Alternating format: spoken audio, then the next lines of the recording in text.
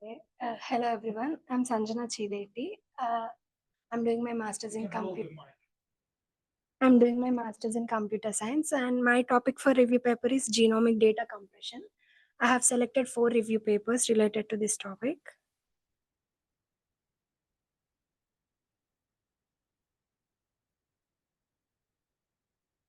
Yeah.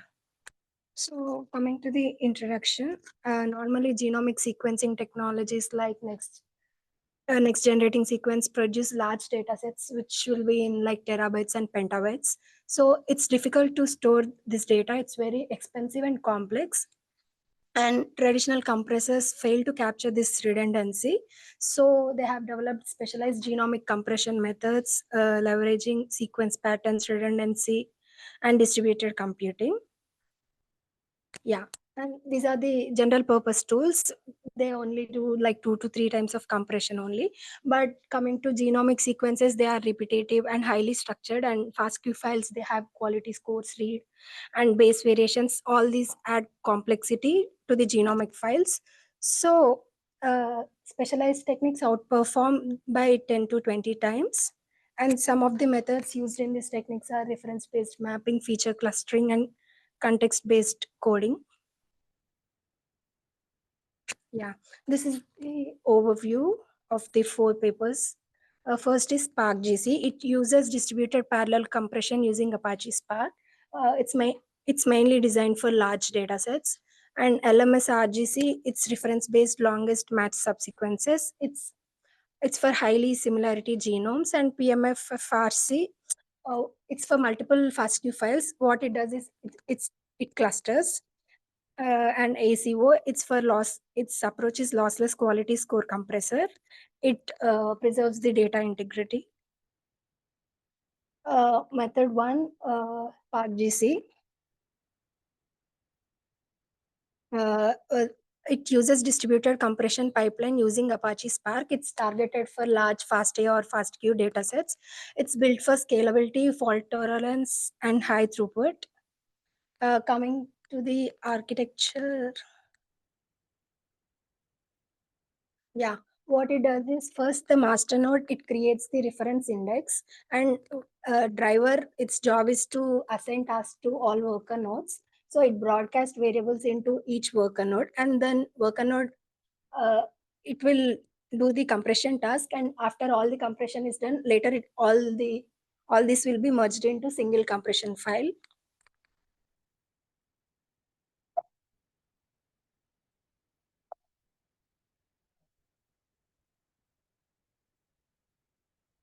Yeah, and this is the execution. For this, we need Apache Hadoop environment, but I use Mac OS. So for that, I used Google Dataproc to execute this. I have uploaded jar and FASTQ files, jar, which is Java archive that contains SparkGC code in it. And I have uploaded to GCS, which is Google Cloud Storage. It stores the files. And then I have executed it. I did get few errors, and it took me 2 days to run this code. And finally, I got the compressed BSC file. It's not suitable for like small data sets. I have run this for the dummy data set that we have used in class. So its strength is extremely fast for large data sets, and it's fault tolerant, meaning even if one of the node fails, it can still complete the task. And it supports massive genomes, and limitations are small. It can't perform well on small data sets, and BSC dependency caused initial errors, and setup is little bit difficult. Method 2, ACO. What it does is instead of compressing the genomic sequence, it compresses the quality scores. So because quality scores take up 50% storage in these files, normally we use raster scanning for quality score, which is scanning from like traversing from left to right. Here in this, instead it uses dynamic scanning. So you can see in the figure B, it's traversing in like a shape of snake, like that. And how did this traversing, dynamic traversing is, it's based on context modeling. It takes the base composition and quality score trends, and based on that, it decides where to travel to next. So what this matrix? That's columns and rows. Yeah. Yeah, what was It's in like terms of genomic data? quality scores traversing. Yeah. So quality score for the same read or for the entire fast view? The fast. For example, each row is one read? Yeah. Okay. But when you traverse column-wise, Mm. when you take the first quality score of the first read and the first quality score of the second read, when you go through rows, what happened? Why it makes sense? Don't exactly remember. What do we have over the cells, over these billions? Yeah.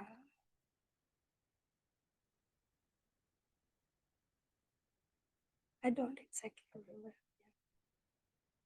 And this is the execution. I have used these two data sets and I have followed the instructions on the GitHub. So initial file size was around 1 GB and it compressed it to 256 MB. Oh, equals. Yeah. Looks like. Execution time was around 49 seconds. Is this what you print yourself or the tool? Tool. Tool print. Like I have executed and it gave me this. It looks like there is /n, the new line missing. That's why all of them are. Okay, I haven't done anything. This is probably a column data. Okay. There's a new line character missing. But what does it represent? I don't. I just executed it. Haven't looked at it. Yeah, but what does it say? What is this one, the table, the original size before compressing and after compressing, and the percentage how much the file has been compressed. Okay, so yeah, and the time it took. by 0. Yeah. time takes 50 seconds. All right, and this lossless? Lossless compression. Yeah. They can decompress without losing any data. Yeah. Have you done that? No, I haven't decompressed it. Tried? No. I'll try for the review paper, but I haven't done it yet. And I didn't get how does the compression? How? How did the compression? Like the method to compress the data. The method? Yeah. So this tool, how it works? Yeah, it uses context modeling. Okay. How it works? Yeah. Okay. So what it does is it uses base composition. Yeah, for it counts the each read, base read, and then based on that, it calculates the similarity. Base reads. And then so I'm not sure about this method. Okay. Go through it, so I don't know how it works. Can you explain like how to do the compression? So for example, there are bases, there's a quality score. Yeah. Is the compression done for both of them? No, it's only for the quality score. Yeah. Bases are still there. Yeah. It's only for the fast queue file. Same thing for the read ID, the identifier. Yeah. It's also there as row. It only compresses the quality score. Quality score. Yeah. And then for the quality score is numbers, right? It's not, it could be text because it's ASCII code. But then it's just numbers. Yeah. Do you have example how or these are base quality and this is how it gets compressed? No. You should have done that. Yeah. This is what I meant by how the algorithm works. To provide example, not showing the steps. It's okay to show the steps. You have to give example of each step, right? Yeah. So this is what makes the algorithm really interesting. Okay, there are bits like that. Does this. Yeah. You agree, everyone? They're still awake?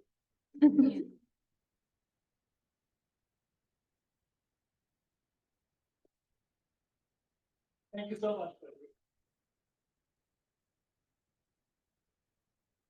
So yeah, coming to these trends, it's lossless compression for quality score and the speed is reasonable.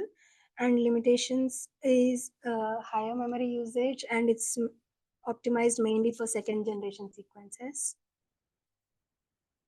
And the third method is PMFFRC, it's cluster based compression. So here it takes multiple FASTQ files for compression. Else- First, what it does is feature extraction. Here it will count the all nucleotides base reads, how many counts are there, and based on that, it will calculate the similarity calculation using that metric dissimilarity calculation across how many FASTQ files we have gave. And based on that similarity score we have got, it will divide into different clusters. And then it will generate the read file. Hmm? The count. ACGT count. Yeah. Count how many A's, how many C's, Yeah. how many G's So and this is per read. So for each line to maintain counter or per the entire file. It's for the entire each file. Each file. Yeah. Count how many A's Is in all files. The entire file. in it. Yeah. Okay. And then if I have 4 files, so I Yeah. have 4 counts for A's. Yes. 4 counts for C's. Okay. And then if the numbers are close to each other, Then they'll fall in. the 2 files are similar. Yeah. Then what it does with these 2 files, if they are similar. They form that into one cluster. One cluster. And it just gives the output one cluster file. That's it. And again, we have to give that cluster file. Here I got just the cluster file. And again, we have to run that, give that cluster file to another tool like that I have mentioned. And that will decompress the files. But what is the point of clustering these files? Clustering. Why would it cluster? Or another because way. If we want to compress like multiple files that are similar to each other, then instead of doing one by one, we can just combine all of them and make that into a cluster, and then we can compress it one time. What benefit? Time one and file or 10 files. Yeah.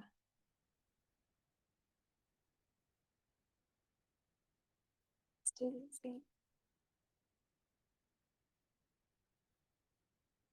Yeah.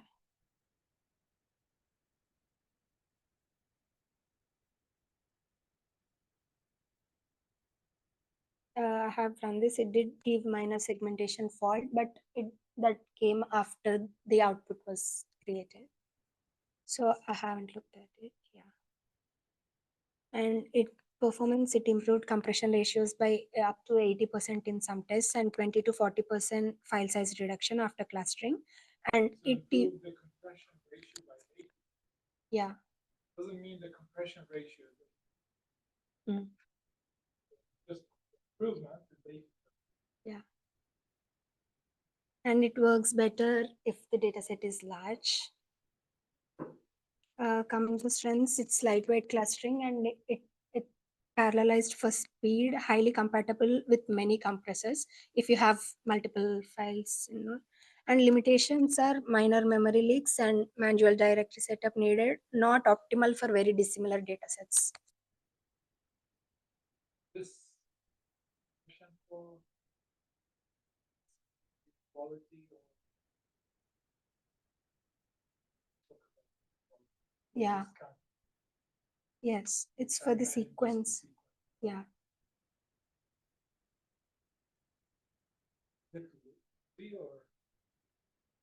No, it's not lossless. They haven't mentioned regarding lossless. Yeah. And method 4 is LMS RGC. It's longest match subsequence referencing. It uses reference-based genomic compression tool. It only stores the longest match regions with reference genome, which saves space, and it's designed for high similarity samples like human mice datasets. And how it works is first we'll build on suffix array and LCP array, which is longest common prefix array for the reference.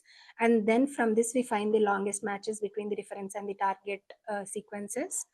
And from this, we take the offset, which is the starting position of the LCP array, and the length, how much length it has matched, and literal sequences, which are the unmatched ones in the sequence. Yeah, I haven't executed this one yet. I'll do it. And the strengths for this is excellent compression for closely related genomes, and it reduces storage dramatically, and good for population scale studies. Limitations, it need very similar references, and high memory for suffix array construction as well. These are the method. It's best ACO, it's best for quality score preservation, and limitation is RAM cost. And Spark GC, it's best for massive data sets, and limitation, a small data set in inefficiency, because to run this Spark GC, run all the dependencies in that before running the file itself, it needs minimum overhead. There is some overhead. Even if we are running like 600 bytes data sets, the RAM storage it takes to run the dependencies and all is nearly 2 GB. So it's not useful for small data sets. And PMFFRC, it's short reach clustering and setup complexity limitation. LMSRGC, it's reference-based data sets, and on it's dependent on the reference genome. Because we, based on the reference genome, we take the LCP and calculate the offset and all. Longest common prefix. Yeah. Why you need that? In this method, they are using that to for the compression. I imagine they do alignment and the read to the genome similar. You don't need to record the read. You just record the location and the length. And if it's different, what they do? If it's different, they'll notice. They will store everything, all the mismatched characters. There's literals. They'll store the literals. How about base quality? Base quality. I haven't executed this yet. I just read the paper.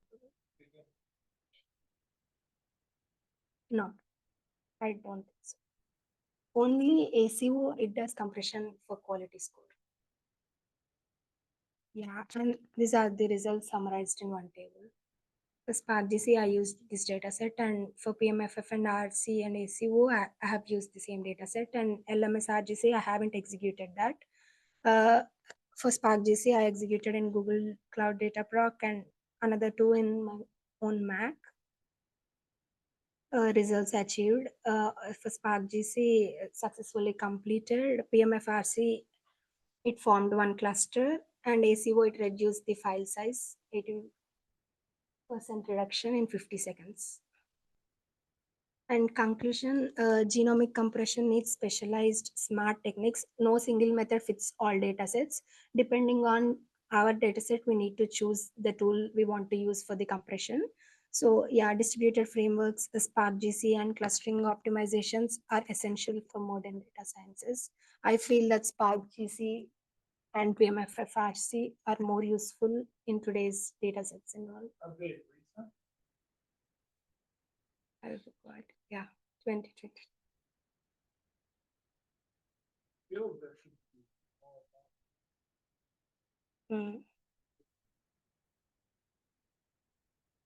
Okay. just out of curiosity. Yeah. Have you tried length compression? No. Just looking for repeated character and then limit what we discussed. Yeah. I will try. How about bitmap?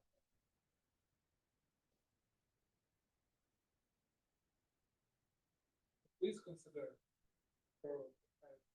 yeah, especially helpful. Yeah. don't require explaining how each of these work. Please pick one. Explain how to really dive into. Yeah. That's the benefit.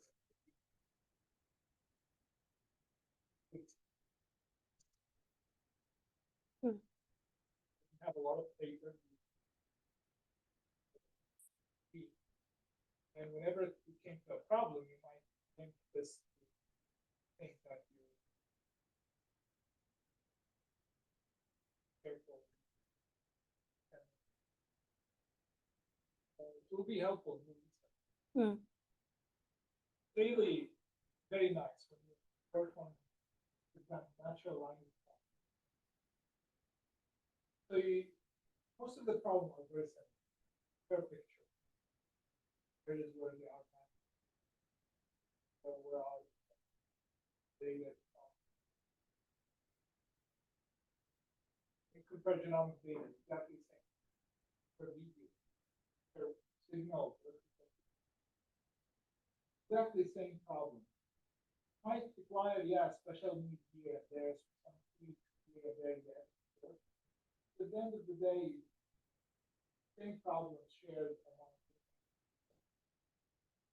So once you have really good number of papers, you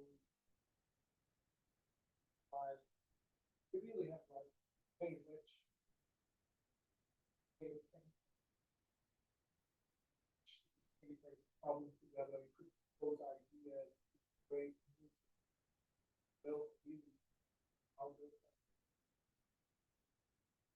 Don't touch this goal while you not be superficial touching it. Really going even if it's not required for real work. I like what that works. Why it was how would that be applied? How? Ask yourself this question and answer them. You see a very nice way you answer them. What is the audience? Should expect this kind of question. Even for me, sometimes I don't think it's kind of topic. Once you just ask them why you do that, you'll be open to conversation and take it like our for you, you can have collaboration. Please consider that. Ask yourself why we're doing this. Challenge the algorithm. What if the algorithm? What if I could improve top of this algorithm?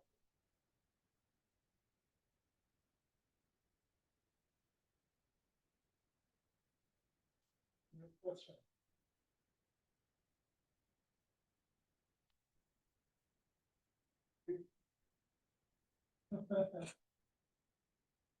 Easy program. Right. So much, Sanjana. Thank you. Right, it was really nice meeting all of you. This is our last meeting. Hopefully, that's not last.